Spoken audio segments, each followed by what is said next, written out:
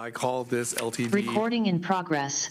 Okay. Now Good afternoon, everyone. I call this LTD Budget Committee meeting to order. Today is Tuesday, April 28th, 5:30 p.m. We'll go straight to roll call. I, Carl Ye, am here. Gino Grimaldi. Luke McAllister. Here. Gary Wildish. Here. Susan Cox. Here. Linda Lynch. Here. Pete Knox. Here. Charlie Conrad. Here. Charlie is online. Kelly Sutherland. And Darvin Fowler, not here either. here. Oh, Darvin Fowler. Oh, Darvin's online. I'll let him say sure if he can here. Can you hear us, Darvin? And if so, could you say acknowledge? I don't think he can hear. We'll come back to Darvin. Lawrence Green. Here. Jason Williams. Michelle Weber. Here. And Heather Murphy. Here. Great. I see Darvin, so I'm going to acknowledge that he is here, but please let us know if you are unable to hear us or if we can't. Well, we would love to test if we are able to hear you. We'll work on that while we go through.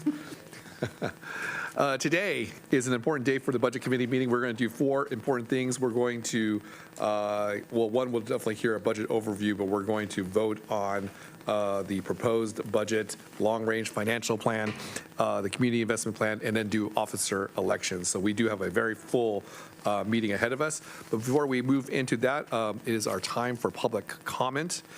Do we have anyone who is signed up for public comment today?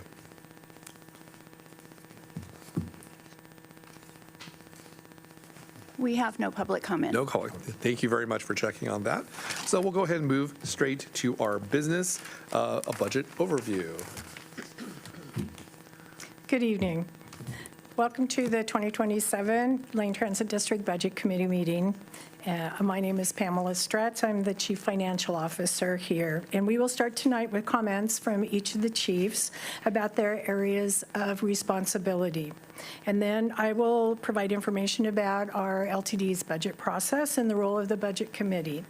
Next, we will then go over the proposed budget and our 10-year long-range financial plan. And following that, Joe McCormick, our Chief Development Officer, and Jack Ramsey, Grant Administrator, will present our 2027-2036 Community Investment Plan and Funding Model. And we will reserve the time at after each of the presentations for questions, if you have questions for that. All right. Now I would like to introduce Wendy Frisbee, our Chief Administration Officer, and she will tell you a little bit about the departments and what they've been working on this last year. Good evening, committee. I'm Wendy Frisbee. I'm the Chief Administrative Officer here at LTD. Welcome. I want to talk to you about 3 different areas that I cover. I have HR, our ITS department, and also marketing. So over this coming year, HR is going to focus on strengthening our workforce stability. We're going to have effectiveness with our recruitment, retention, and employee engagement. And also a key priority we will have is on enhancing training and professional development for our staff. ITS will focus on strengthening technology infrastructure, software systems to support reliable transit operations and a better customer experience.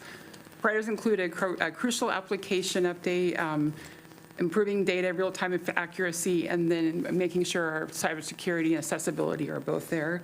Marketing will be, efforts will be, emphasize building community support through outreach campaigns, stakeholder engagement, continued promotion of our role in the regional mobility. Our initiatives will be to aim and drive ridership and customer satisfaction by promoting our transit pass programs, inform riders and community members about planning and initiatives and service changes, and just really having this strong feedback. All right. Thank you, Wendy. And next is Chief Development Officer Joe McCormick. All right. Good evening. Joe McCormick. I was going to give a few highlights of some key objectives for the next fiscal year in the Development Services Department, which includes facilities, planning, and customer service. So in facilities, our focus remains consistent, being strong stewards of LTD's assets to ensure safe and reliable functional environments for both employees and riders. Capital investments will center on pavement rehabilitation at Eugene Station and Glenwood Operations Campus this year, along with critical mechanical and electrical upgrades at our maintenance and administrative facilities. We'll also advance ride source master planning and complete some targeted MX pavement repairs to preserve the system performance. In the planning division, the team will continue managing the triennial service bid cycle while advancing key efforts that shape both operational and capital investments. A major focus this year will be the district's long-range mobility plan, which will guide future investments to better connect and expand mobility options across the region. Staff will also develop a new on-demand transit service in the Bethel community with a focus on supporting youth access and mobility. And in customer service, our team will continue delivering high-quality, accessible support, providing trip planning and fare services both in person and on the phone at Eugene and Springfield stations and here in the Glenwood admin office. So, thank you. All right, and then my turn next. I am over procurement, materials management, grants administration, and the finance teams. They oversee the fiscal management here at LTD. Their primary purpose is to ensure our community, state, and federal financial resources are managed toward financial sustainability, cost control and efficiency, revenue optimization, and last but not least, compliance. We spend a lot of time on compliance. Compliance with our regulatory agencies and generally accepted accounting principles. In 2026, we expanded the procurement team in order to centralize and streamline our purchasing processes, that's a project we're working on right now. We also expanded our grants team to bring in-house all of our grants processes and management, and to better position LTD to diversify our grant revenue. The materials management and procurement teams also had no findings on our most recent federal triennial audit, and the finance team is happy to report that we have continued to receive the Achievement Award for Excellence in Finance Reporting annually. So, Mike Hirsch, our Deputy Chief Executive Officer, is not able to be with us tonight, so Jameson is going to speak to his areas. Good evening, Budget Committee. Thanks for taking the time to be here this important night. Reporting out for Mike Hirsch, who can't join us. He's a bit under the weather, and I'm sure we all appreciate him staying home and being here. His area, he oversees operations, which includes our fleet mechanics, our bus operators, public safety, business intelligence. Now that's going to be a new change. The purpose for that was to have our business intelligence group get a more operational grounding so we can use that work to make operational decisions, good operational decisions from the multiple pieces of data that we have in place right now. You also see the budget that Pam is going to present represents, again, a commitment to our frontline employees, so growing our frontline employees, our fleet mechanics. One of the hardest positions that we have to fill is our fleet diesel mechanics. And when you look out back, you'll see a bunch of diesel buses. So making sure that we have the right people to make sure those are operational and tip-top shape in terms of safety and performance. And public safety. Again, a commitment to public safety, making sure our passengers, our customers, our coworkers are safe. And these are not individuals who play police officer all the time. They do that when necessary. They coordinate with police officers when necessary. But they also, more often than not, recognize when people need different types of assistance and connect them to that assistance. So our commitment to public safety will be ongoing. And finally, mobility services. This is a critical service that LTD provides. In fact, I'd like to point out that the business model for the services that John Allen's group oversees over at RideSource, that business model was created in 1974 by Phyllis Luby in the business plan, and it is operational today. So this past year, we have done a financial assessment of it, different questions we want to know in terms of how it's running. But also in the coming year, we'll be doing an operational assessment by way of a American Public Transportation Association peer review, which is a common thing. We have industry experts from other parts of the country come in and assess how we're doing operationally. So we look forward to that. So with that, I'll conclude Mike Hirsch's comments and roll into my comments. Jamison Naughton, Chief Executive Officer. I'm going to represent the General Counsel who could not join us today. She's attending to a more important family emergency that's happening, to be quite frank. Compliance and legislative. And I'll start with legislative. A lot going on legislatively. In the state, we are tracking the transportation package. We've been asked to chair the subcommittee on transit for the governor's task force on funding for transportation. So we look forward to doing that in the coming year. We're also tracking the surface transportation bill in Congress. So the Transportation and Infrastructure Committee are putting that bill together. That expires September 30. That is the enabling legislation that funds transit systems across the nation. So we're looking to see what comes out of that, and we've been in contact with our federal delegation as recently as just last week to check in on that. In terms of compliance, you'll see in the budget being presented to you, we are going to add some personnel to our compliance area. We are a heavy regulated industry, and we want to make sure that we're in compliance as the rules change. The Federal Register does not get smaller, it only gets bigger, which means that we have to jump through multiple hoops to make sure that we're in compliance with all the pieces that we need to do. So we identified that there was a need in that area through our last triennial review and, quite frankly, through our last drug and alcohol review as well. And finally, we did recently add general counsel to the team here.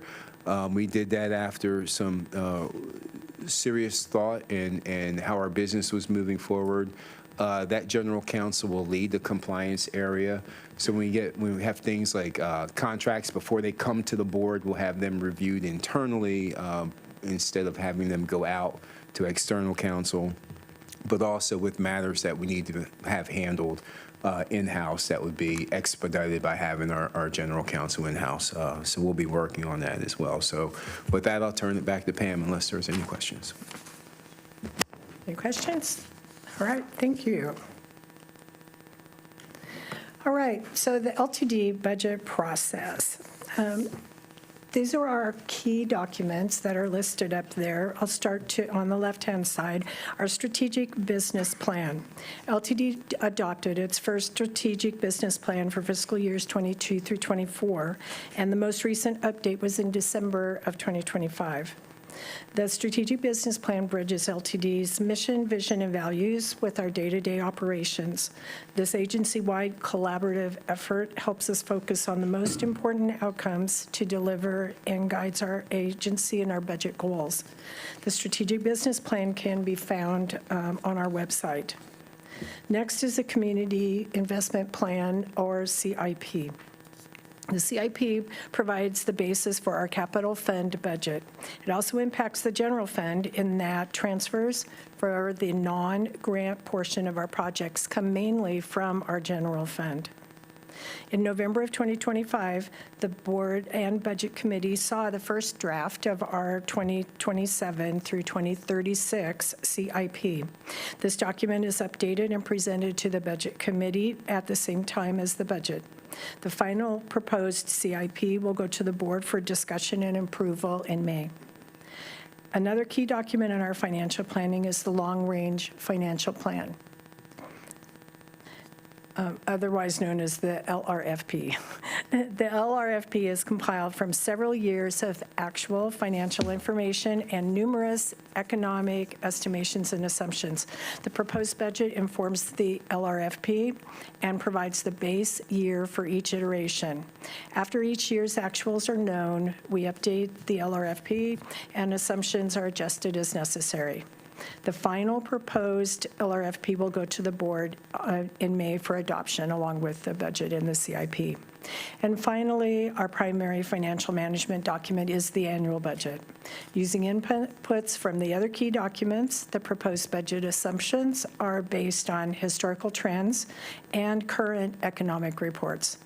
The assumptions having the largest impact are wages and benefit estimates and the expected cost of our largest expenses, which are parts, fuel, and technology.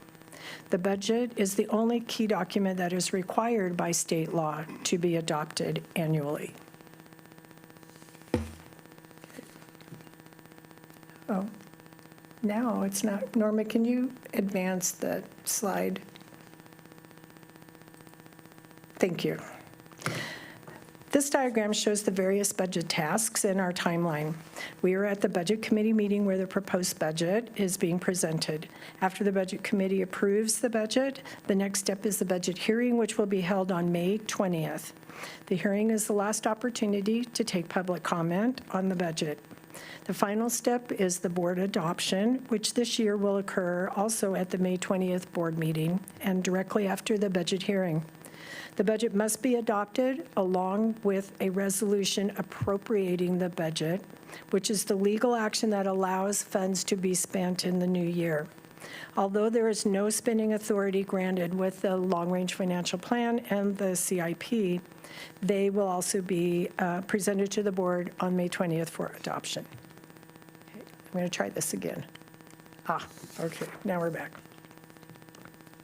The Budget Committee responsibility is, according to Oregon law, these responsibilities are to review the budget document as proposed by the budget officer, obtain an understanding of the departments or programs that are included in the budget, and ultimately approve the budget for review and adoption by the board. In addition to the Budget Committee member input, we also provide opportunities for public testimony on the proposed budget. An opportunity for public testimony was given tonight, and another opportunity will be provided at the May 20th budget hearing. Written testimony can be submitted at any time through May 20th.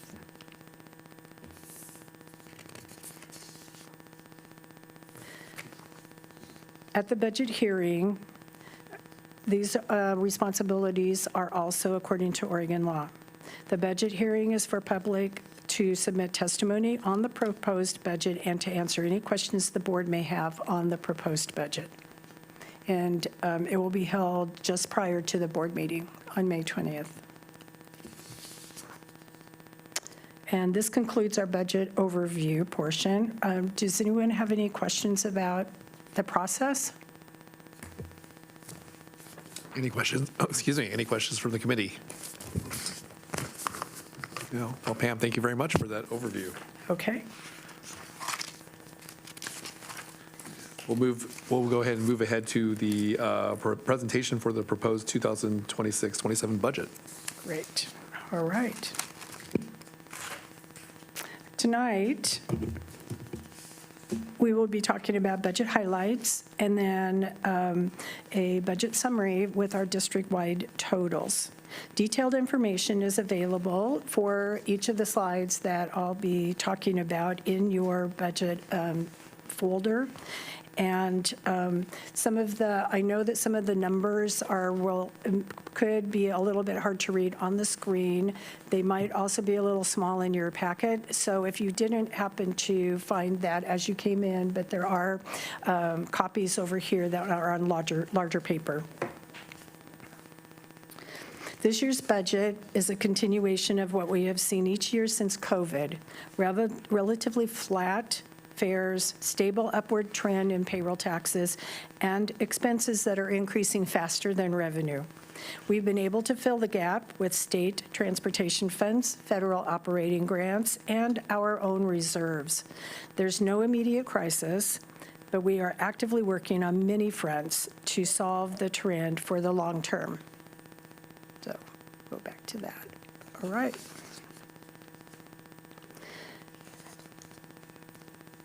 Our total fiscal year 26-27 annual budget is $269.6 million. This is up from 237.8 last year, which is a 13.4% increase. Operating revenue is 14.5% of our total budget at $39.2 million. And the largest portion of this is payments for our on-demand services. Fares and passes make up 1.7% of our total resources. Payroll taxes, grant revenue, and other revenue and sale of asset make up our non-operating revenue. The total of non-operating revenue is $117.6 million, and the largest of these is employer-paid payroll tax at $66.5 million. On January 1st, 2025, the tax rate had its last increase to 0.8%. It will stay at this rate until the legislature improves an increase. The last part of this is working capital and reserves, which is actually the largest part of our total resources at $106.9 million. Working capital and reserves are required by state law to be included as a resource in our annual budget, even though the majority of these resources are restricted for specific use, which we will see in just a couple of slides. All right, total requirements are also $269.6 million. Our largest operating expense is personnel services, 22.7% of our total requirements at $61.1 million. This includes wages, benefits, and contributions to the retirement plans. Our combined non-fixed route services, including RideSource, rural services, and pilot services, are our next largest at $35.5 million. Capital investments are $46.9 million, and they are 17% of our budget. As with the total resources, required reserves and restricted funds make up the overall largest amount of our total requirements at 36.5%.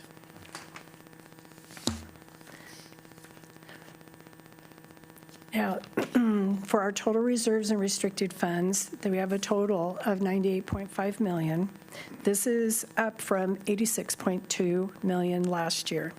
The reason for the increase is we spent less than we had budgeted last year, and then we also had additional STIF money that was carried over from last year to this year. All of these funds are restricted for specific purposes other than the general fund unrestricted working capital, which is the purple part up there at $26.7 million. The largest part of reserves are restricted for our grant match at $30.2 million. That's about 11%. And as will be noted in our long-range financial plan presentation, the unrestricted working capital and the sustainable services reserve will be used over the next 10 years to support our operations. Okay. I'll try to remember to let you know where I am in the budget packet if you're following along in the budget packet. So on page 15, of your meeting packet, you will see the summary budget for the district as a whole.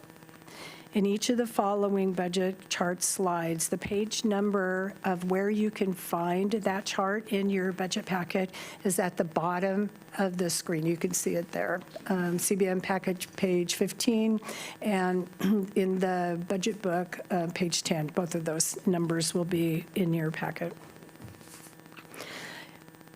Operating revenues are budgeted to decrease 1% from the 25-26 budget.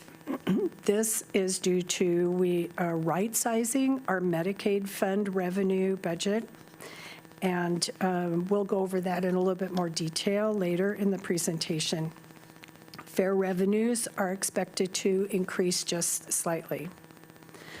Non-operating revenues are budgeted to increase 16%. This revenue source includes payroll taxes, federal and state grants, interest earned, miscellaneous revenues, and sale of assets. This increase results from a combination of payroll tax, trend increases, and our State Transportation Improvement Fund, also known as STIF, carryovers from the previous years that will be spent in fiscal year '27. Interfund transfers represent general fund amounts that are transferred to the other funds for match for operating purposes. Transfers total $5.9 million less this year due to completion of some of our larger capital projects. Okay. Oops, sorry. Not quite done with that page yet. Working capital and reserves are increased from our last year's budget by $18.6 million, or 21%. The increase resulted from COVID funds reimbursement drawdowns last year that freed up other resources to be transferred to the Sustainable Services Reserve Fund. And our operating requirements are budgeted to increase 4% over this year's budget. Personnel services, as we mentioned, make up the majority of this operating increase. Materials and services are trending close to our actual CPI. Investments in capital projects is showing a large increase this year. And this is due to bus orders that are already in place but won't arrive until fiscal year '27. The other interfund transfers amount is decreasing, which I know might seem a little bit odd when you would expect the match for our capital expenses, which is going up, to push this up. And this can be explained by noting that the match for our bus purchases is coming from STIF, not from the general fund. So our bus purchases are actually 100% grant funded using both STIF and federal money. So reserves and restricted funds complete the requirements and show an increase from this year's budget due to the large increase at the end of last year that we transferred to the Sustainable Services Reserve Fund. All right, so now I will go through each of our 6 funds, starting with the general fund. The general fund is our operating fund for our day-to-day operations and service. Revenue sources include fares, transit, district payroll taxes, federal and state grants, interest income, and miscellaneous income. Using transfers from this fund, these resources provide the support necessary to provide our non-fixed route services, as well as the match for our grant-funded projects. Resources are mostly unrestricted coming into this fund, and are allocated to our various programs based on our strategic business plan, our long-range financial plan, and our CIP priorities. Now, the general fund budget details will be on page 16 of your packet. The proposed general fund budget is $102.5 million, which is an increase from $97.4 million for our current fiscal year. This is an overall increase of 5.2%. Cost increases are primarily personnel services and technology. Our operating revenues at $4.9 million have a budgeted increase of 8%. We have seen an uptick in fare revenue this year, so we included a modest increase in the fiscal year '27 budget. Fare revenue is currently 5.7% of our operating requirements, which compares to a percentage of 9.8% pre-pandemic. And I talked about that a little bit in the budget message, that our goal for quite some time has been to get back to the pre-pandemic amounts, not only in revenue hours, but also in fare revenue. So this year, we got there, or we will, it looks like this year, we'll reach that point in our fare revenue. We're still working on the service hours, so to try to get back up to those same service hours. What happened to my slide up there? There we go. Should probably set this down because I talk with my hands. So, all right, non-operating revenues are $79.9 million compared to $75.6 million in the current year. This comprises 94% of our total general fund revenue. And as expected, payroll taxes make up the largest share. The actual payroll tax trend has been increasing as both wages and employment have gone up in Lane County. Current economic factors are that these have slowed down some, even decreased in some sectors, reading the most recent Oregon Economic Report. But they feel that in Lane County, these will they will recover over 26 and 27 and continue to show about a 5% increase.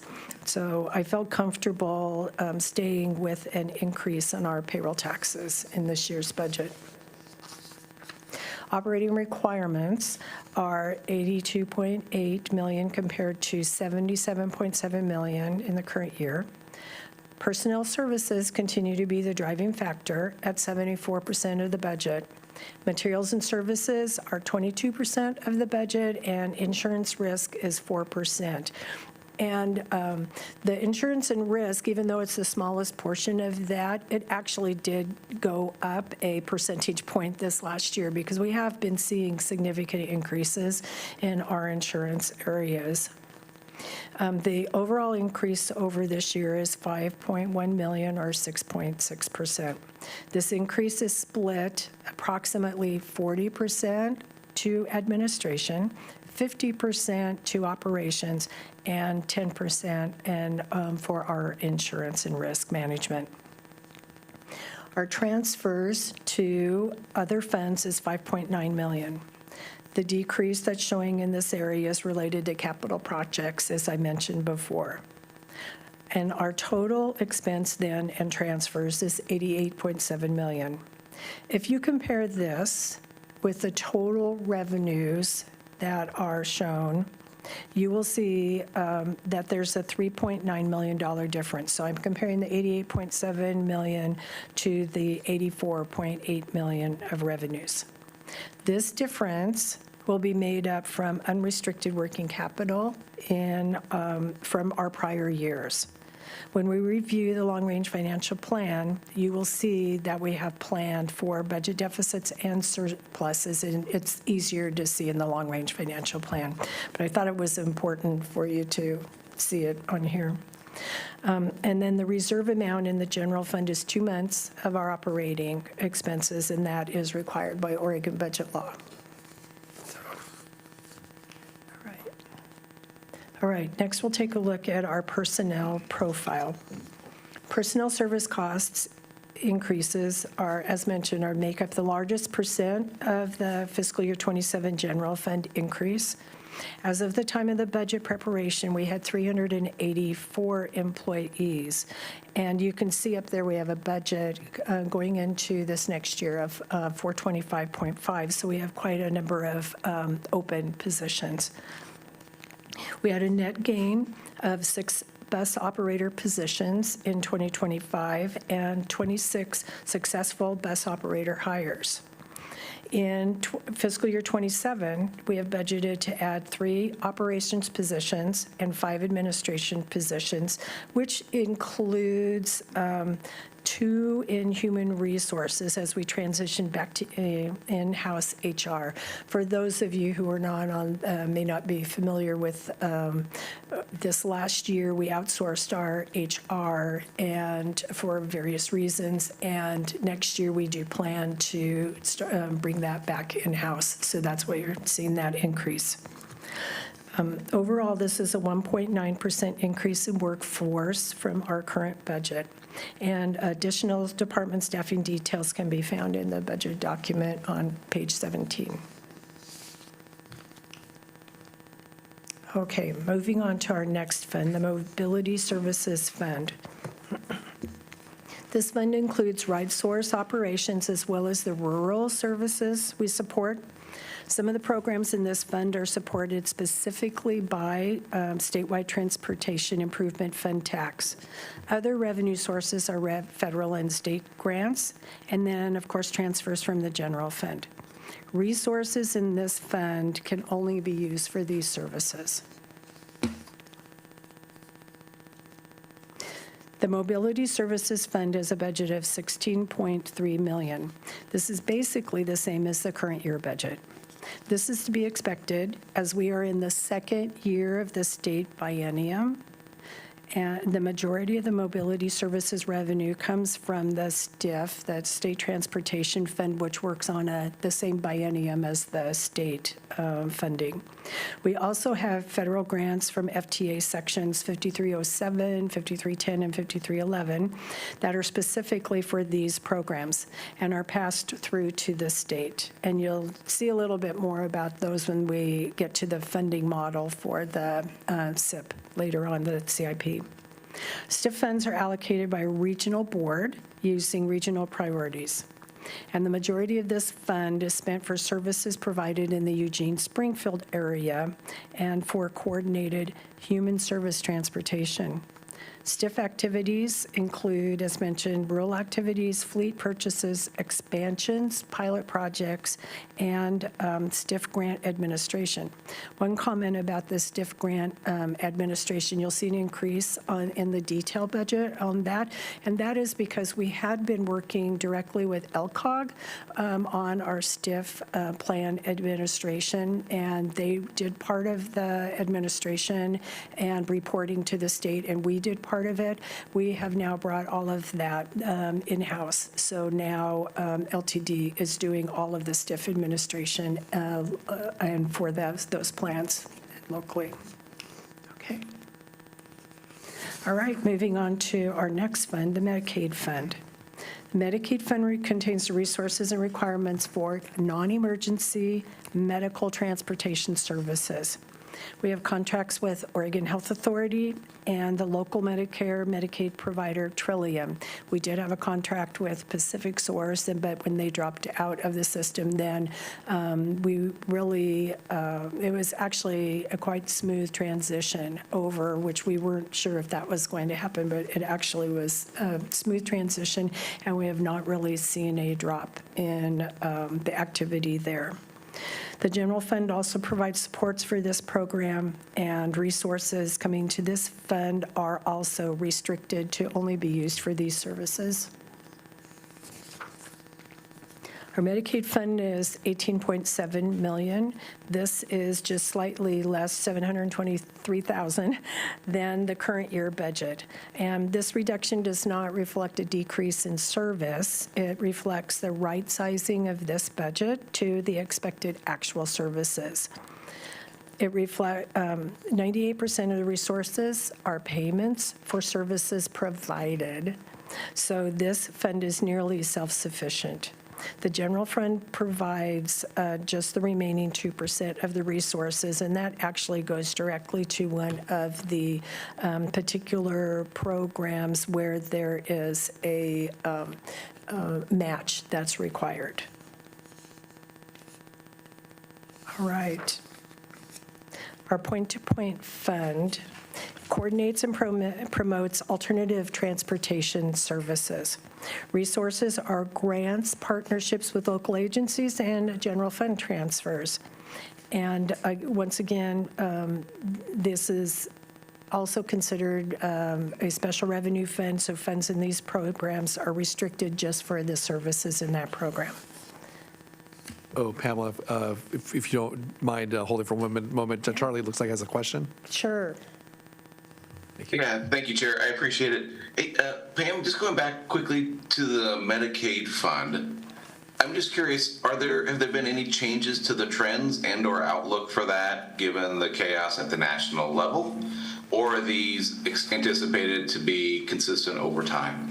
You know, we have been watching that. I actually thought maybe we would be seeing some of that, but we actually have not seen that type of a decrease, and I am going to refer to, would you agree with that?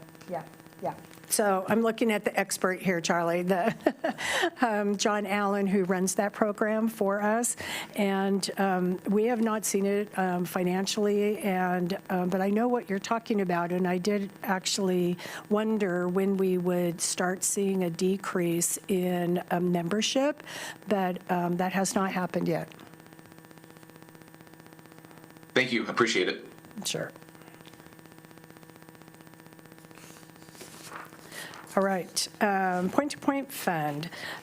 This is our smallest fund, and although percentage-wise, it has one of our biggest increases in the budget.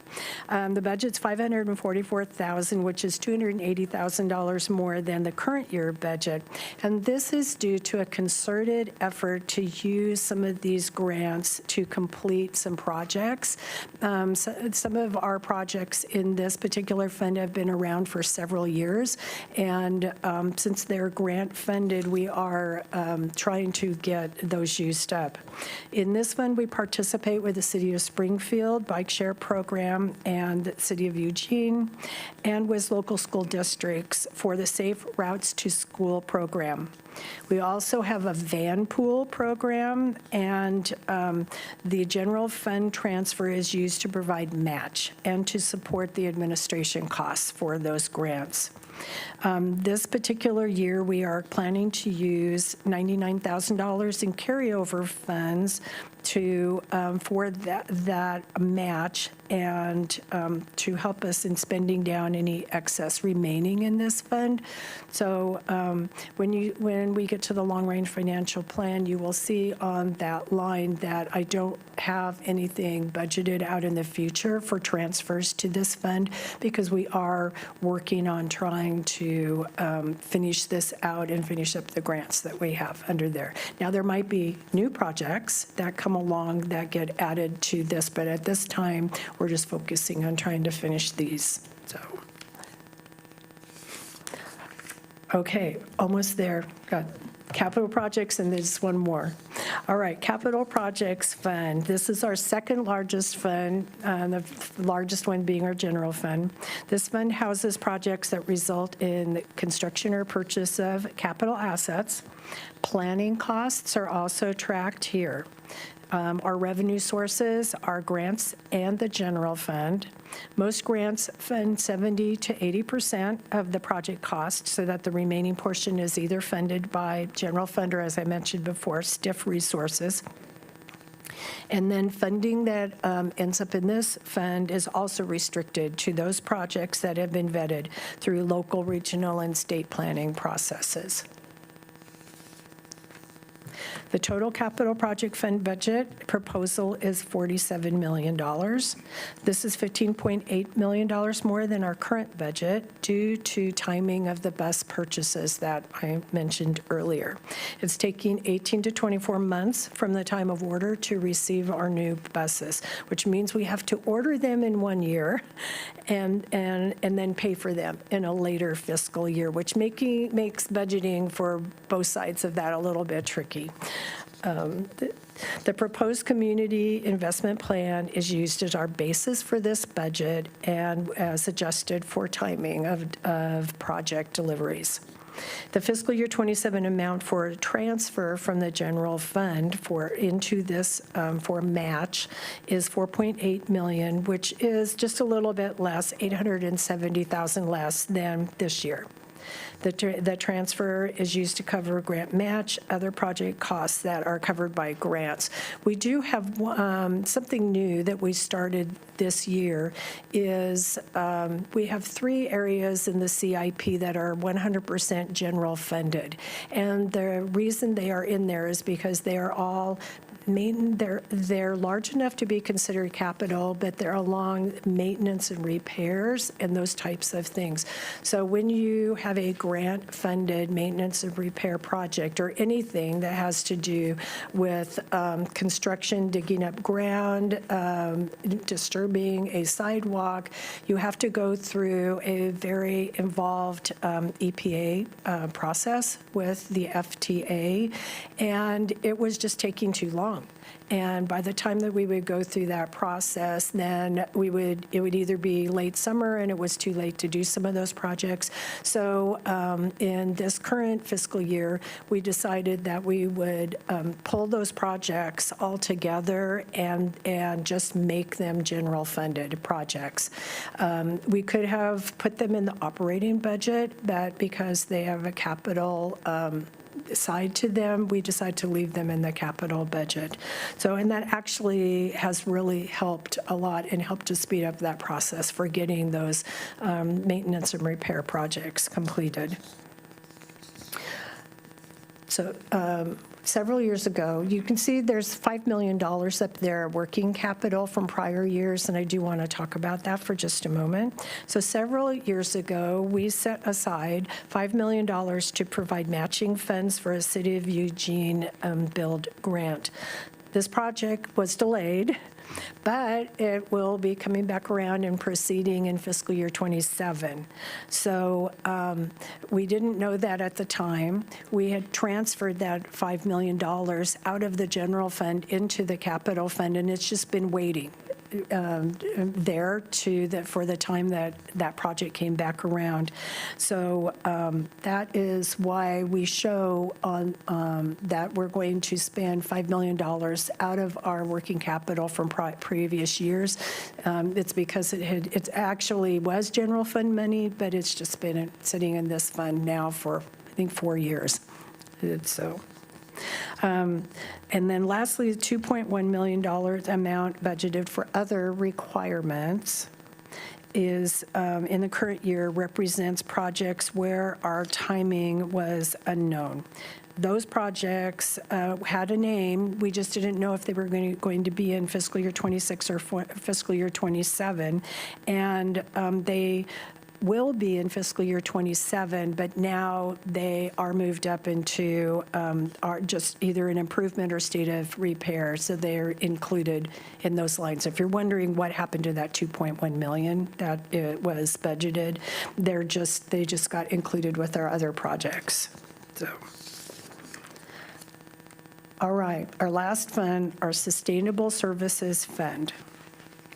This fund was established in fiscal year '23 to provide a way for the district to continue operations during times of economic downturns. Each year, we have made a transfer from the general fund to ensure this fund balance remains within our target goal of 2 to 6 months of operating costs. This is in addition to the 2 months of working capital that we keep in the general fund. So at any point in time, according to our policy, is we should have 4 months of capital in our reserves. In fiscal year '25, we drew down the remainder of our COVID-era funds, which freed up a significant amount of general fund resources. So in fiscal year '25, we made an additional transfer to the Sustainable Services Fund of $12 million. Because this is a special reserve fund, the Oregon requires our board to review this reserve fund every 10 years. So we have a few more years before that, but it is set up as specifically as a reserve fund. So our budget for this year is $900,000. That's made up of $600,000 in interest income, and then the $300,000 that we put into this fund each year. So again, the purpose is to protect against operating shortfalls, and we want to ensure that this balance always stays at least 2 months of operating costs. Okay, now I'd be happy to take any questions. Thank you for sitting through. That was a long presentation. Thank you, Pamela, for making that presentation. So we will go to questions from the committee, both online and in the room. Yes, Heather, go No ahead. question, just Yeah. thank you very much for laying this out to you and your entire team. Thank you. Welcome. Very helpful. Thanks, Heather. Yes, comments are fine too. Comments or questions from anyone. Okay, well, seeing none, I will entertain a motion, which can be found on page 4.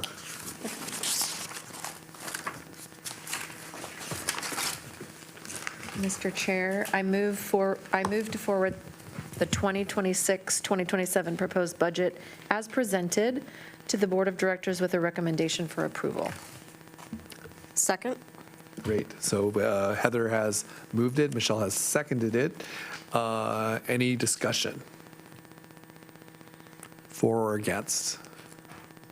Okay, hearing none, we'll go ahead and do a roll call vote. I'm going to start with online people first. Charlie, Aye.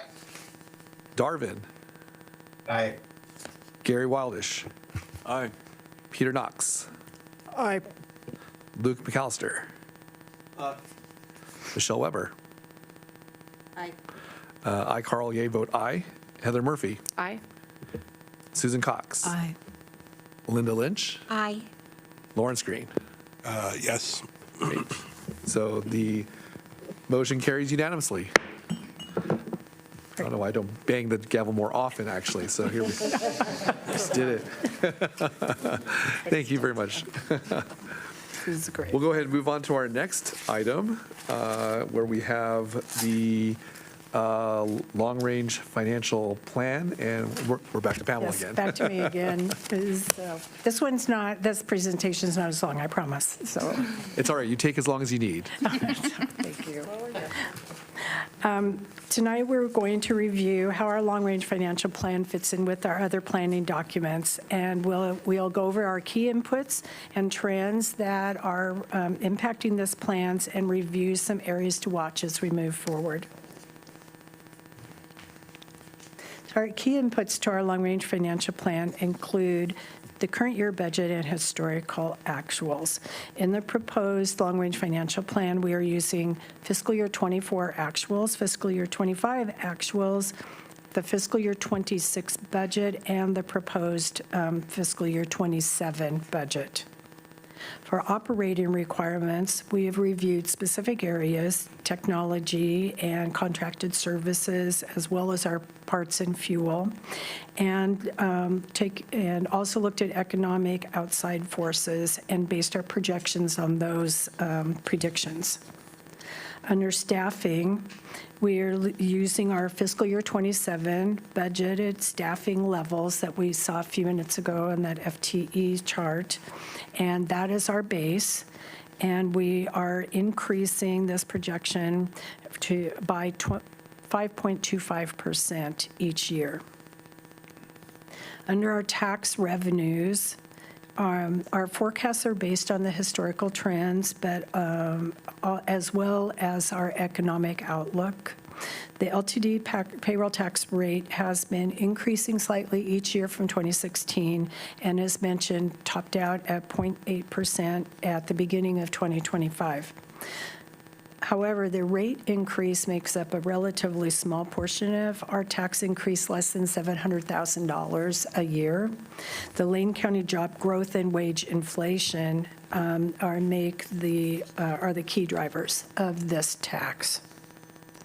Under operational data, in our proposed long-range financial plan, we've adjusted our service data and operator staffing to match the planned service metrics at the time that our budget was completed. This operations data has also been analyzed to identify specific service cost and revenue relationships. This information is used to project the impact of service changes. For other short and long-range grants and plans, we are not able to do the long-range financial plan without considering our other projects and plans of the district and the community. The long-range financial plan is primarily a financial document, but we are also careful to consider the impact from other planning work in progress, such as our long-range mobility plan, the Metropolitan Transportation Plan, our state transportation improvement funding, and those projections, and the Mobility Services Comprehensive Analysis. As plans are updated, those results, if they have a financial impact, are included in our long-range financial plan.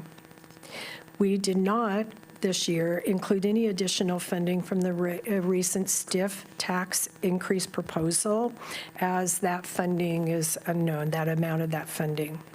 If we do happen to receive an increase in STIF, then we would be coming back to the board with a supplemental budget So if that should happen to pass in May. For the 27 and 36 projection, we are using federal formula funds and current STIF allocations to support our increases in service. In regards to transfers from the general fund to support our other services and capital, the focus of this long-range financial plan is operational, and it's specifically for our general fund resources and requirements. The other programs at LTD that the general fund supports are reflected via transfers from the general fund. Our capital projects transfers are dependent on project timing, and particularly in the long-range financial plan, and are based on our policy that 70% of our capital project costs are covered by grants.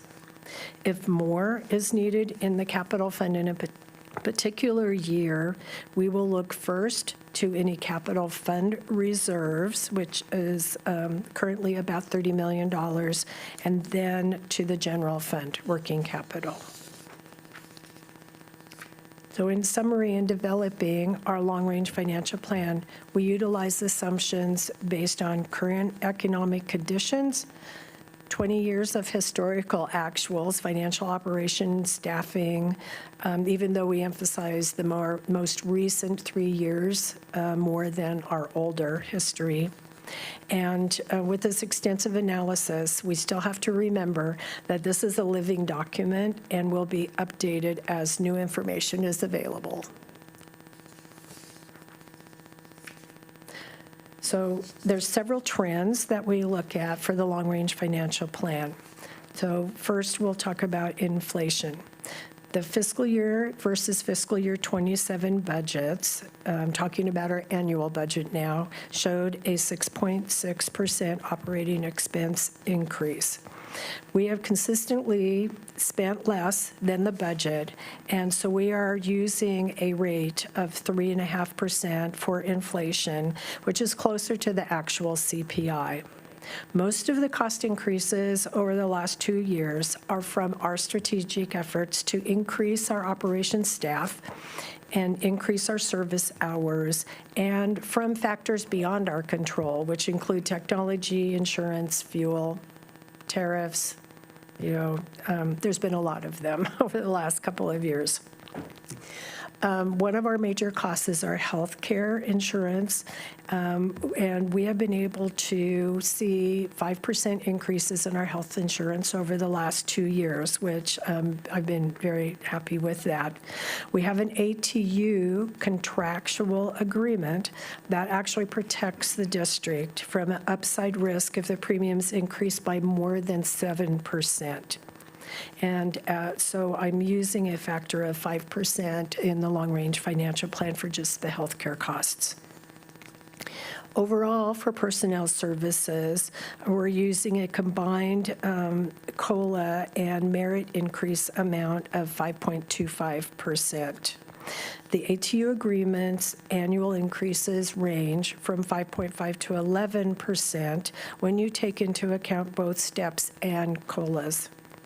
Due to positions unable to be filled and to turnover, we have been well within our personnel services budget for the last 2 years.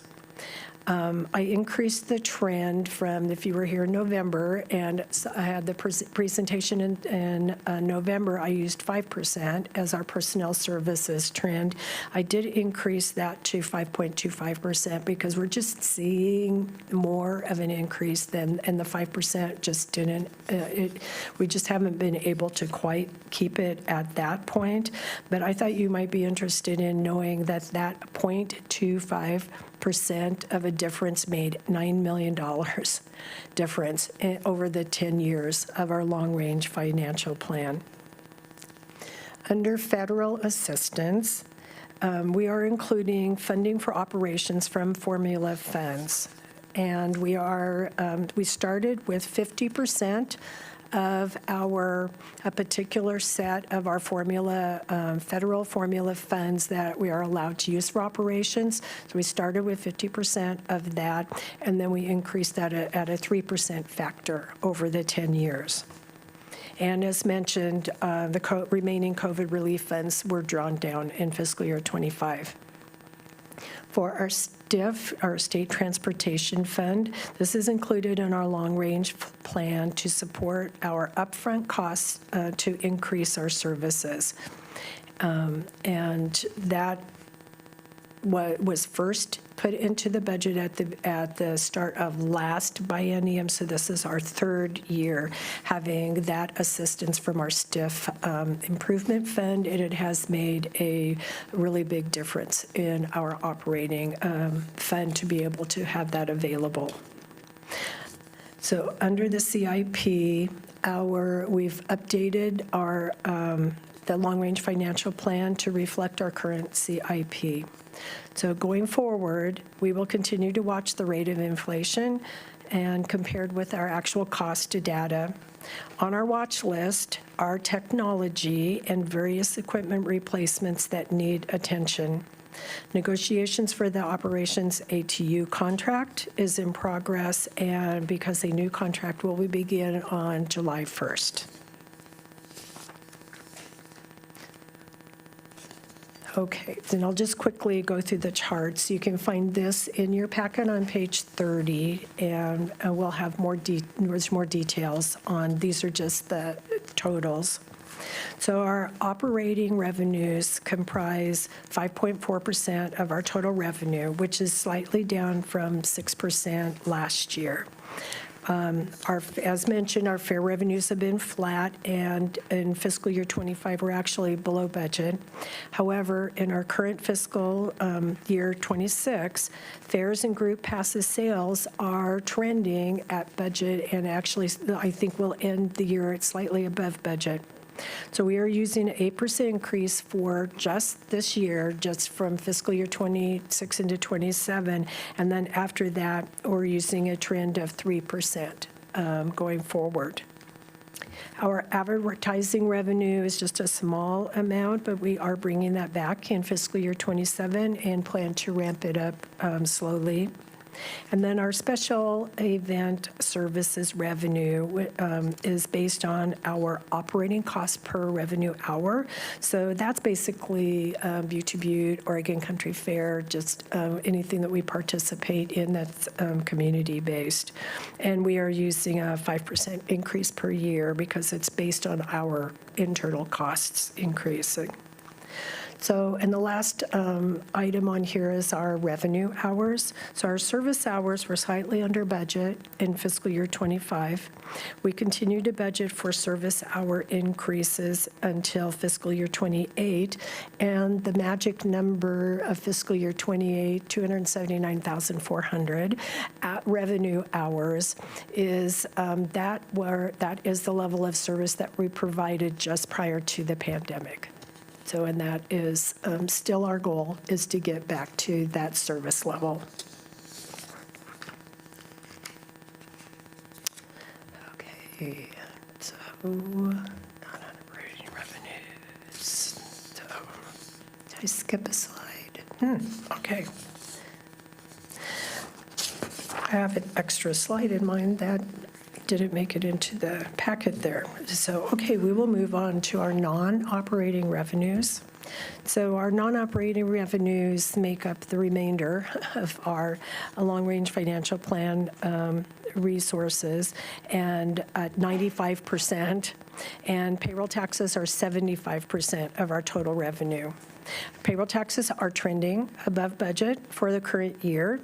We're using a 5% for our long-range financial plan for our main payroll tax, and then 3% increases for self-employment tax, and the self-employed people pay at the same rate, and our state in lieu, which is basically what other governments pay in lieu of this tax.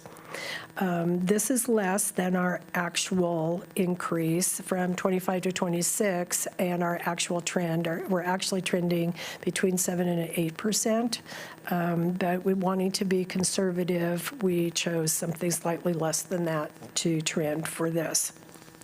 As mentioned, our federal assistance, we started with 50% of our federal formula funds and then trended that over the next, at 3% for the next 10 years. And similarly, our STIF fund has been used for increasing service, also at 3% per year. And then I just wanted to mention, in our current year budget, we had $1 million for the sale of our Santa Clara Station additional property, which was expected to sell. This has evolved and has changed. And so we do have a projection of sale of assets on there at $150,000 a year. And that actually reflects energy credits that we have been earning for our buses. We had been building up those energy credits for quite a number of years.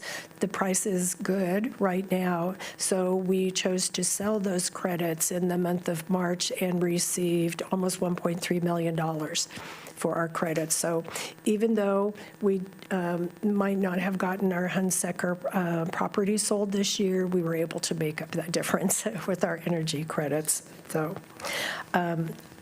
interest is one of our other non-operating revenues, and it has been, as you know, the interest rates have been were good for a long time, and then they started to go down. So we have reflected decreasing interest rates in our long-range financial plan. So, okay. All right, operating requirements. So on the requirement side, 75% of our operating requirements are personnel services, and materials and services continue to be about 20%, and insurance is about 4%. The largest impact on our personnel services has been the strategic decision to increase our operations staff. The employee count has increased from 341 in fiscal year '24 to our current 384. And as you recall, the fiscal year budget includes 425.5 positions. The majority of that increase is in operations. And as mentioned, medical insurance, another large part of our personnel services, has leveled off at 5%. In our materials and services area, we actually made large adjustments to our budget in fiscal year '24 and '25 for materials and services, anticipating large increases in costs of our parts and fuel. Our actual spend in '24 was below our budget. Similarly, with '25 was below budget, and we are expecting the same in fiscal year '26. So we've used a estimate of inflation at 3.5% for our future forecasts, and this is slightly higher than the 3% rate we used in our previous long-range financial plan. Insurance is our last area there.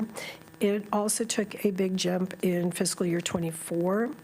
The annual reported expense, though, is highly dependent on our claims experience. So if you're looking up there and you're seeing that, okay, we were at 2.3 million, then we went to 1.6, and now we're at 2.9 million and 3.4. That is at the end of each year, we're required to estimate what we think our outstanding claims responsibility is, and we have to book that. So you will see some variation going up and down in that number. Also included there is, and I think worth mentioning, is Oregon paid leave and workers' compensation insurance.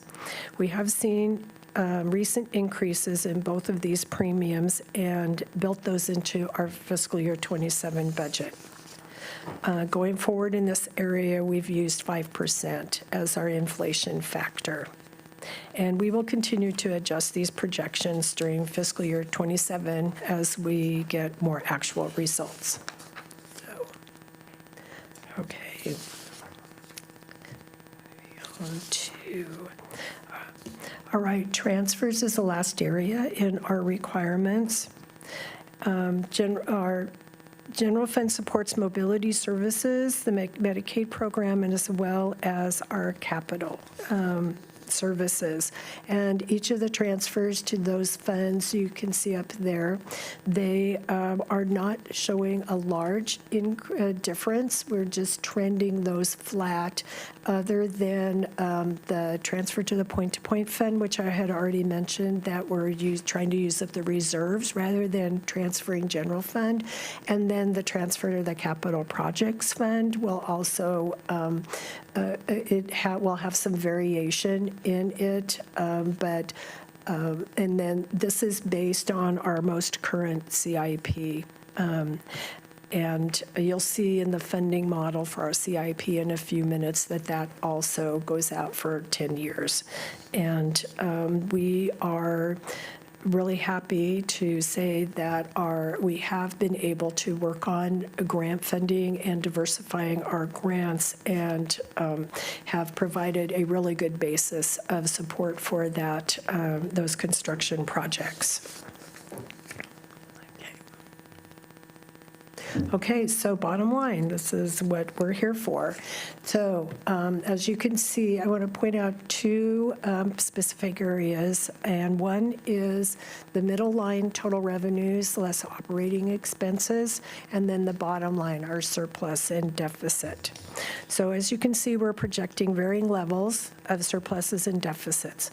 So it's important to know that our actual spending will be based on our annual budget, as informed by updated revenue projections and cost indicators. In all years, our total revenues are sufficient to cover our general operating expenses. That's the smaller middle line there. That means that some support, though, for the other programs and the capital project match has to be made from our reserves. So that is what you are seeing on the bottom line there. We have various surpluses and deficits, and when there is a deficit showing there, then we are making up that difference out of our reserves.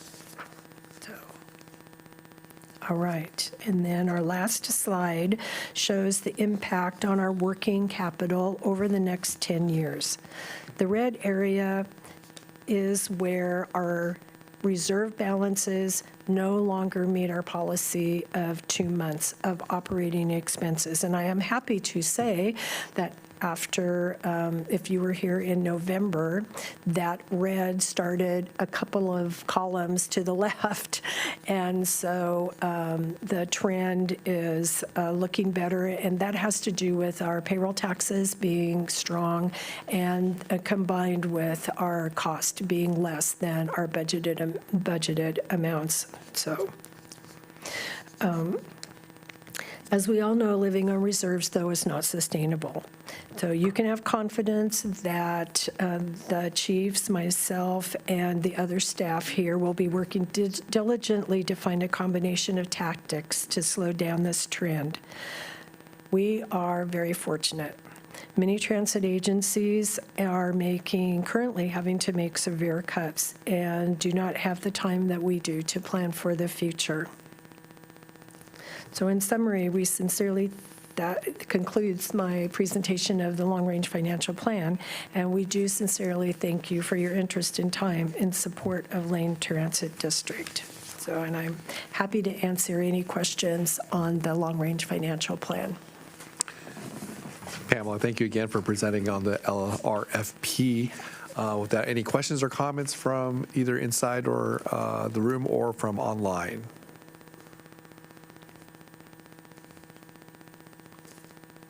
I just want to, this is Charlie, if I can, just want to say thank you for all the details, both for this and for the budget side as well. I think you did a great job with the presentation. Appreciate the details and the information. Thank you. You're very welcome. Excellent. All right, seeing no comments, I will entertain a motion, which can be found on page 24.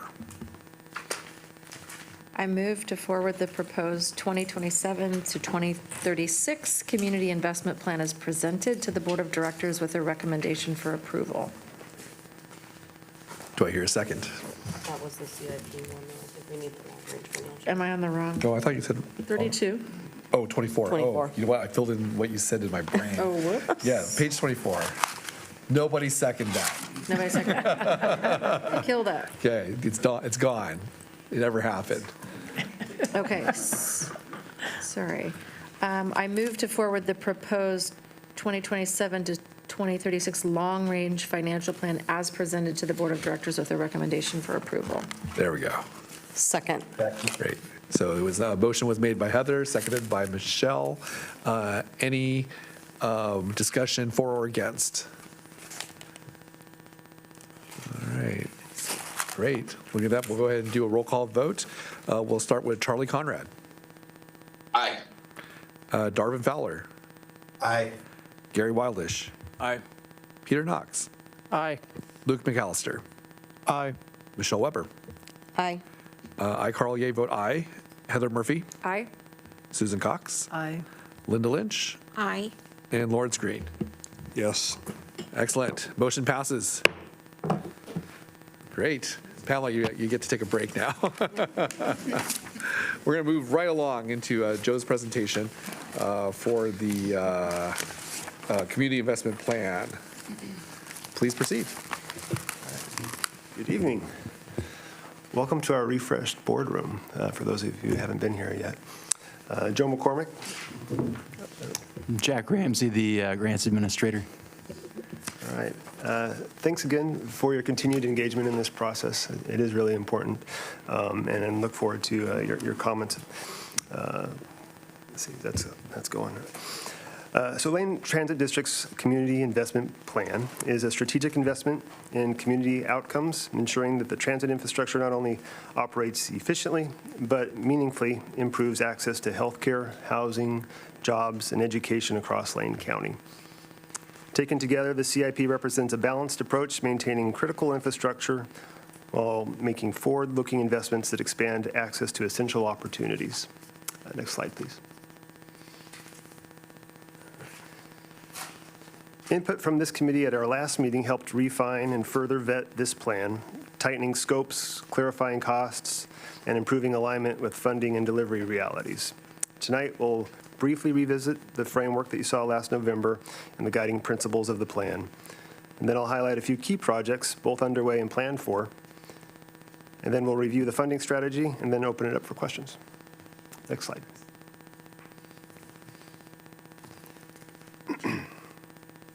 The CIP is LTD's 10-year roadmap for investing in vehicles, facilities, technology, and infrastructure. It bridges immediate operational needs with long-term strategic priorities and ensures alignment with LTD's mission, regional mobility goals, and community expectations. The adopted policy continues to guide how projects are developed, vetted, prioritized, ensuring investments are safe, financially sustainable, impactful, and resilient over time. Next slide. So since our last meeting, the structure of the plan remains consistent, but several projects have been refined. Updates include right-sizing scopes, improving cost assumptions, and aligning timelines more closely with funding availability and delivery capacity. Next slide. So I want to take a minute here and just talk about how we operationalize that framework that I just showed you on the first couple of pages. So this is a new description of the process, so you get to get a sense of how we go through vetting projects. Each year begins with updating the current adopted CIP, refining the cost forecast, adjusting schedules, and confirming ongoing relevance of projects. We then compile new project needs from life cycle requirements of existing assets, tactical actions from other adopted plans, and input from employees, riders, and the community. An internal work group of subject matter experts evaluates these projects against weighted criteria in that CIP policy. The criteria include safety, regulatory requirements, asset condition, community impact, and financial sustainability.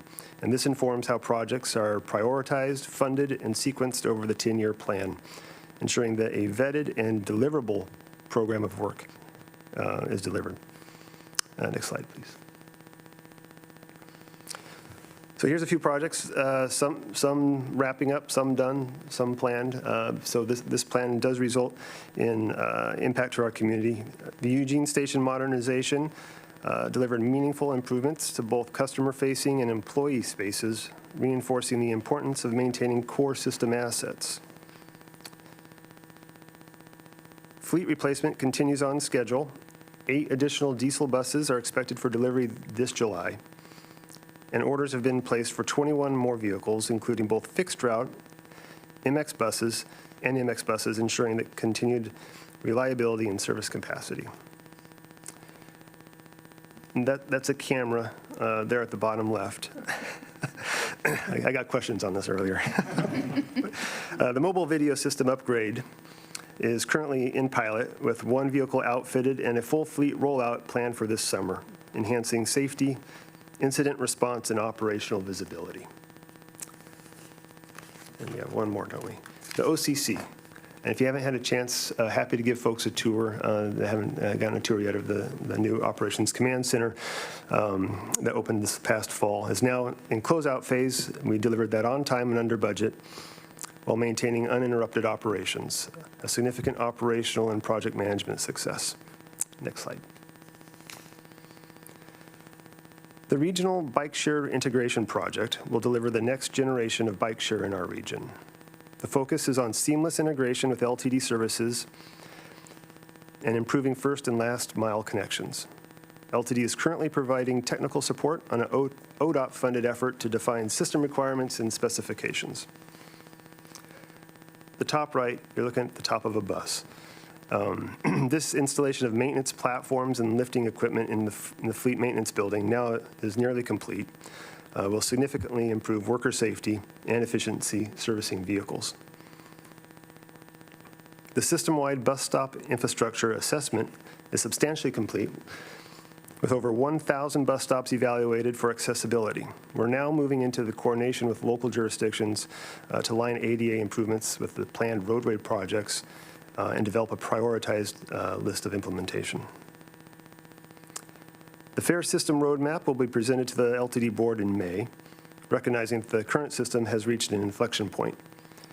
The roadmap lays out work over the next 2 to 3 years, including policy review, systems requirements development, procurement, and ultimately deployment of a modern integrated fare system. Next slide.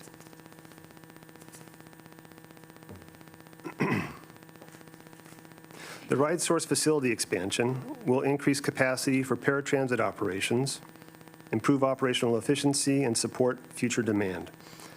The project also strengthens system resilience by enhancing LTD's ability to maintain service continuity under various conditions. A funding strategy for this project remains a key next step for us. And the image on the bottom, the River Road passenger safety improvements is being delivered in partnership with the City of Eugene. It'll upgrade 3 stops along a high-frequency corridor, improving safety for riders, pedestrians, and cyclists. This project is fully funded through the STIF and aligns with broader corridor improvements. Next slide.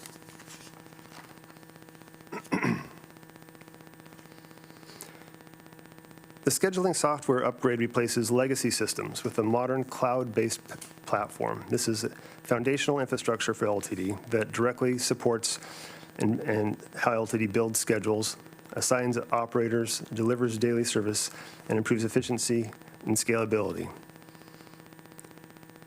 The fluid management system replacement addresses aging infrastructure critical to fleet maintenance, reducing risk of downtime and improving tracking and compliance. With your input last November and further vetting by staff over the winter, the fleet paint and body project has been right-sized to focus on upgrading the existing infrastructure to meet safety and environmental standards. And the computer-aided dispatch automatic vehicle location upgrade, it wouldn't fit on the screen, I apologize, introduces turn-by-turn navigation and improved real-time communication tools for operators, reducing delays and improving on-time performance and lowering operator stress, especially during detour and service disruption scenarios. Next slide. So before we transition over to Jack, talk about funding, I want to briefly close the loop on a few items that the committee brought up last November. And Jameson, would you mind speaking to the bus electric? So we are awaiting word from the Federal Transit Administration regarding 19 of our battery electric buses. Our board recently approved a transfer of 19 of our buses down to LA Metro. LA Metro's board approved the same. The issue with these buses is that they've had many issues. We've experienced issues in how far we can drive them, so range challenges and, quite frankly, performance challenges. LA Metro is in need of 2,800 additional buses for the Olympics. So many systems are assisting, whether in equipment or in personnel. We have chose to send them some battery electric buses. They have chose to receive them well. They're better positioned to maintain those and get better operational capacity out of them than we are. This would take our battery electric fleet down to 11, which will allow us to still try to understand the technology, and as it improves, then we can assess our fleet mix at that point. We've used these buses for several years, so we've basically gotten the local share that we've put into them out of them already through that and through depreciation and through the credits that Pam talked about earlier. What we're doing basically is transferring the buses and the federal debt down to LA for them to use. So we use renewable diesel. We also know that the biggest and best thing we can do for climate goals is to get people to do mode change. Leave your car home for a trip or two a week and hop on one of our buses, regardless of how it's fueled. So I'll stand for any questions on that topic. Any questions? Comments? Yeah. Thumbs up from Gary. Great. Go ahead, Joe. All right. Thumbs up from Gary's all anybody wants. I mentioned the other two items on the screen at the top of the evening. The planning department will be working on those. But Dave Roth, our director of planning, is in the room. So if you have deeper dive questions, here he is. He can fill us in.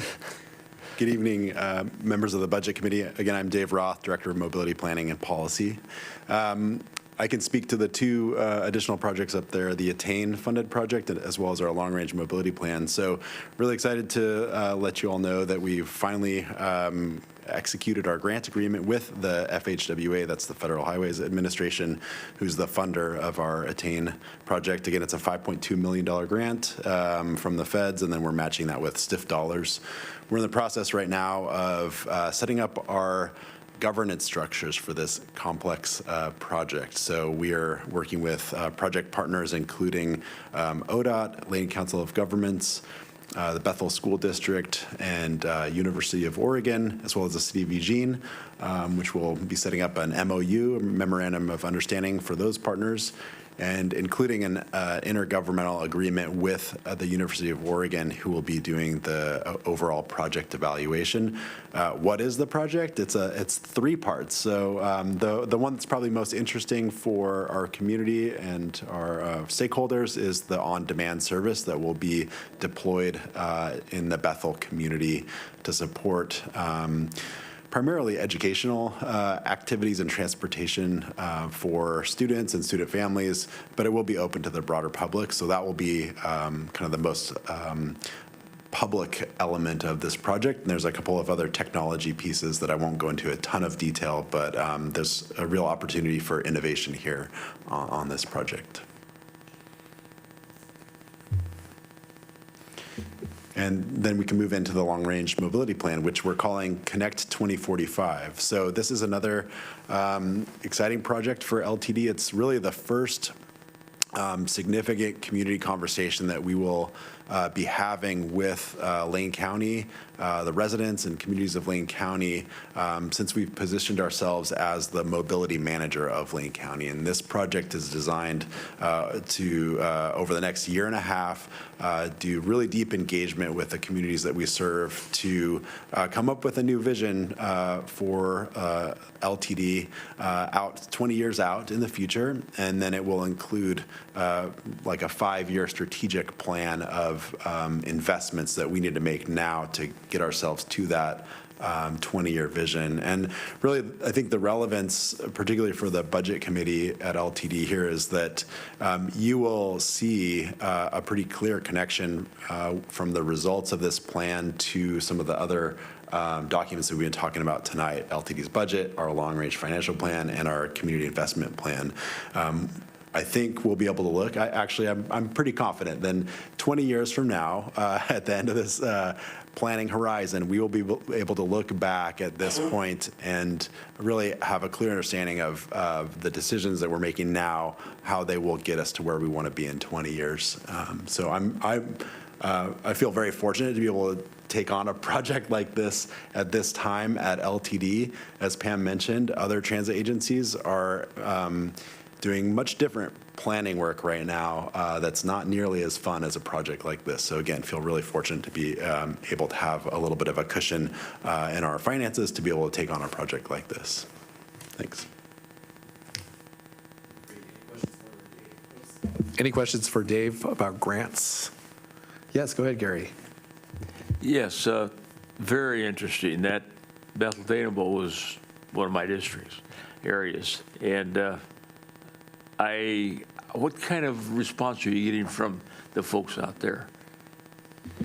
So far, we've really limited our engagement to the school district, who's one of our sort of key stakeholders on the project, but we are building in a big engagement plan as part of the project. And you know, I'm just looking back to about a year and a half ago when we were actually awarded, or the award was announced. We didn't actually get the funding until a few weeks ago.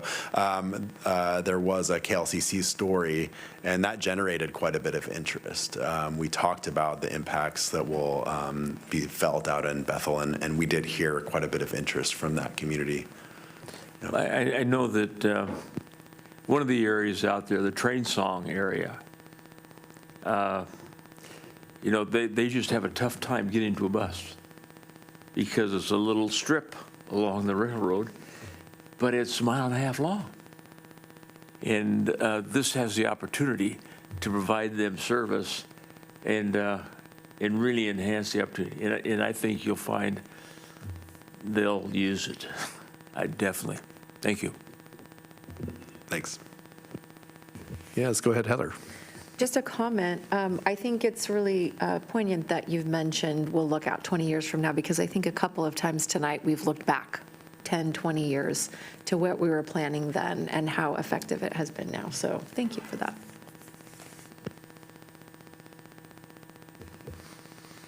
Okay, anything else for Dave? Are we at the end, actually? Joe, do you have more? Jack's going to talk about the funding strategy for CIP. Yeah. Let's go ahead. This one. So I'll go to Jack. Yep. Thanks, Joe. And thanks, Dave. My name is Jack Ramsey, and I'm the grant administrator here at LTD. Between state and federal funding, the grants team oversees more than 60 grant-funded programs. I'll be walking you through how CIP projects are funded. As Joe mentioned, first projects are identified, evaluated, prioritized, and then grants and finance has the job of figuring out how to pay for them. Projects fall into two categories: improvements and state of good repair. Improvements are projects that develop a new service or asset that fills an identified need that is not currently met, while state of good repair projects ensure that existing assets are maintained in a manner that enables them to perform to their design specifications. For a detailed breakout of the next 10 years of projects, you can turn to pages 49 and 50. and on pages 52 and 53, you'll find funding charts that detail how we're going to pay for them. Regardless of whether the funding is state or federal, grants fall into two categories, discretionary and formula. Discretionary grants are competitive, meaning that they're evaluated based on merit, while formula grants are apportioned based on population, ridership, revenue miles, and other factors. Roughly 90% of our federal funds come from the Federal Transit Administration. The FTA distributes formula funds that we apply to projects such as operations, capital projects, buses, bus facilities. To create our funding plan, we use historical data to forecast what funding will be available in future years. LTD also pursues federal discretionary grants and works with federal representatives to get congressionally directed funding. As Pam mentioned earlier, Oregon's statewide Transportation Improvement Fund, STIF, includes formula and discretionary funds as well. LTD uses STIF funding for pilot service projects, rural services, match for federally funded projects, ADA service support, and bus purchases. The general fund is used to supplement those dollars, and also, as Pam mentioned, that 70% of projects are, or 70% of the project dollars are covered by grants.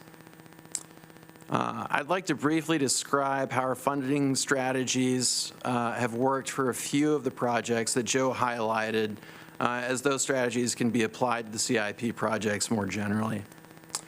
The largest project in the CIP, you may have noticed, is our fleet replacement. Over the next 10 years, we'll spend roughly $142 million on replacing buses. Now, that takes a combination of discretionary funding as well as those apportioned dollars, STIF funding, and general fund for match as well. The Transit Security Grant that's funding the video replacement project that Joe mentioned will be on all of our fixed route buses and will help improve security in the community. You may have also noticed the Operations and Command Center. That was paid for with $5307. There are a lot of different kind of types of dollars, and they can all be spent on very specific types of projects. 5307 is our most general as far as it can be applied to the broadest range of projects. And it actually took 3 separate years of apportionments to pay for the new facility. There was also general fund dollars that went into it and a security systems grant that went into the security systems for the building.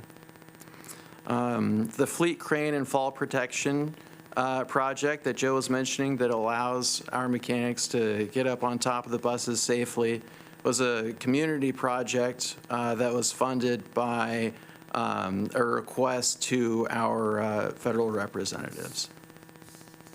Eugene Station modernization is a project that works on our Eugene Station, originally completed in 1998.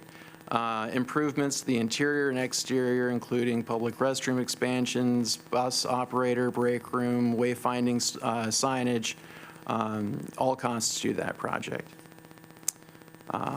Thanks for your attention, and we'd be happy to address any questions. Thank you, Jack. Looking around the room and online, any questions or comments from the committee? I just have one question. Yeah, go ahead, Heather. Have we seen any change in grant funding available at the federal level, up, down? So it has increased. So this year, that forecast that I mentioned, we anticipated that it would go up by about 3%, and that's about in line. It actually went up a little bit more than that, so it's good to be a little bit conservative. It's kind of an ongoing question as well, as far as what funding is going to look like in the future. But for now, it's been good.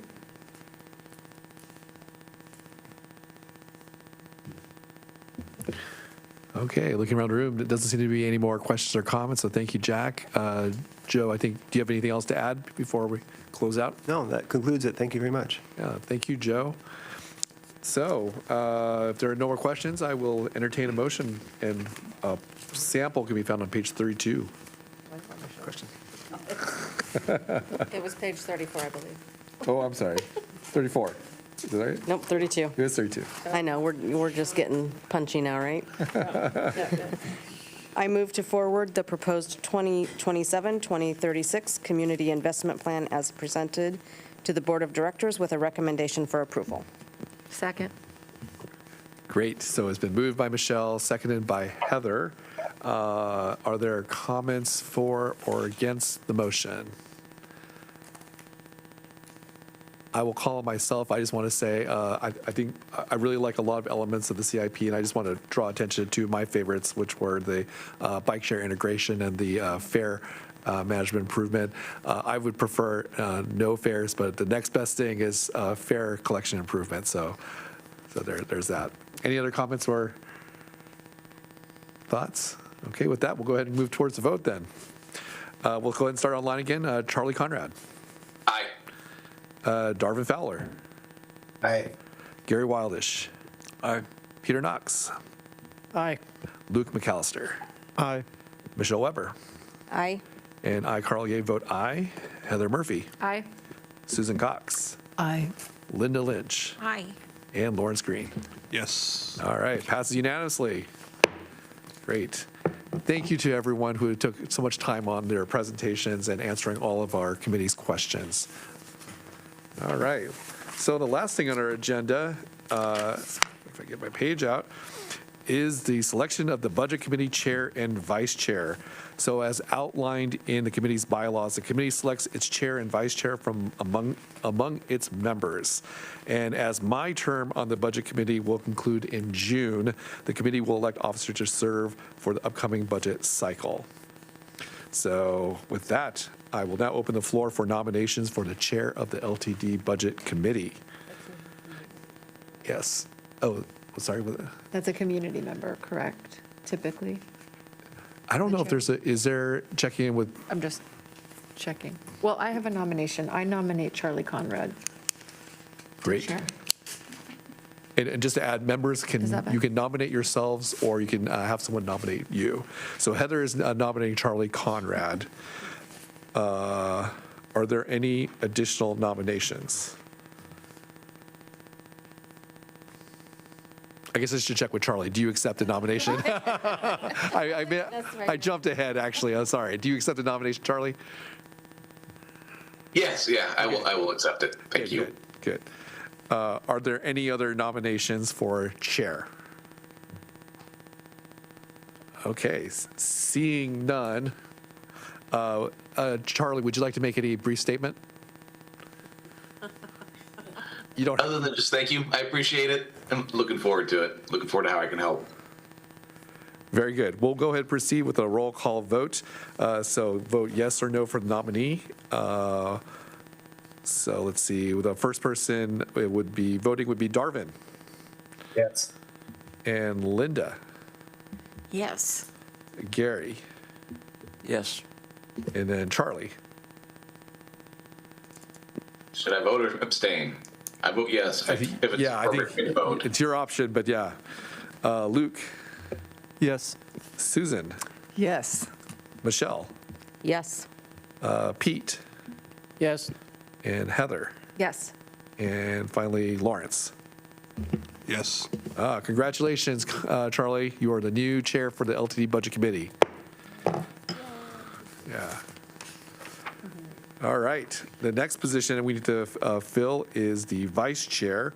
So we'll proceed with that. I open the floor for nominations for the vice chair. And again, members, you may nominate someone else or yourselves.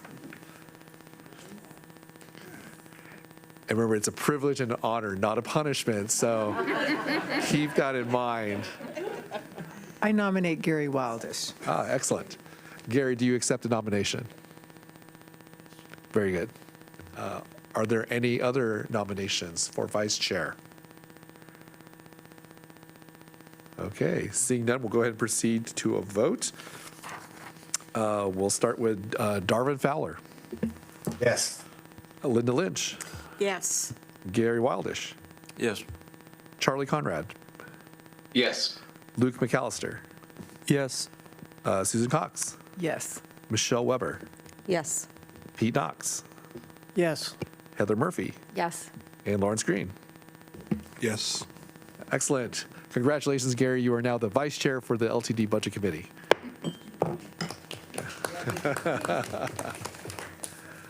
And with that, we actually have completed all the agenda items for today. I just want to make a quick comment. I just want to thank you all for the time I've had with the LTD Budget Committee. It's been a pleasure and honor serving all of you. And I thank Michelle for nominating me to be on the Budget Committee. And I also want to thank everyone that you are all volunteers. You may have been, we're all been appointed in some way or another, but you're lending your time and your expertise to this. And I just want to say I'm very grateful that we and all of you have done so. So thank you very much. It's so nice to be able to serve with other community-minded people such as yourselves. So, and thank you again to LTD and Jameson. Oh, yes, go ahead, Jameson. Yes, Jerry. Well, I just want to thank staff for the great job. This was easier to go through. It's pretty complex. And my problem is that I was allowed to be a member of the board in 2013. And I look at the figures now, and this is a real challenge. There's a lot of things moving.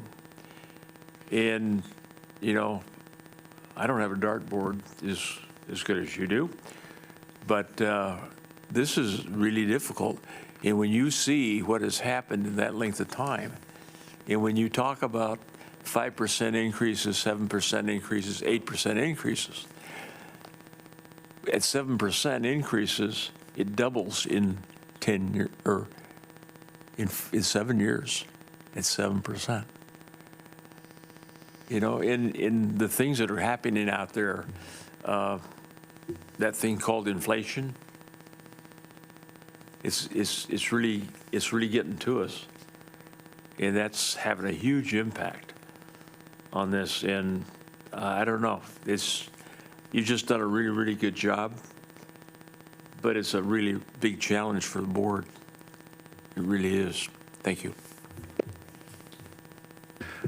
I'd be remiss not to thank Brianna. Thank you very much for putting all our materials together. It's very nice. And Jameson, Otto, thank you very much for your leadership of LTD. Sounds like you want to say something. Go ahead. I want to thank you. I want to thank you for your time and your commitment to the organization and your role as chair and in other roles that you've worked with LTD with. So just want to say thank you. I want to thank the new members who have come on, Luke. Charlie, our relatively new, second meeting, our new chair. I want to thank you all for what you do. Linda, I want to thank you for looking at this. This is important work. It's taxpayer money. We want to spend it the right way. I want to thank you, Gary, for you know where the bones are buried, right? You've seen some things, and you come back, you continue to help us. And our board members, thank you each. So, on behalf of the staff and the team, we look forward to your feedback, to your questions that you provide for us. It helps to sharpen the organization, and it helps us to deliver better services for the public. So, thank you, and thank you, Chair, for all you've done and continue to do. You're very welcome. Thank you, too. And with that, this meeting is now hereby adjourned. You could have done louder.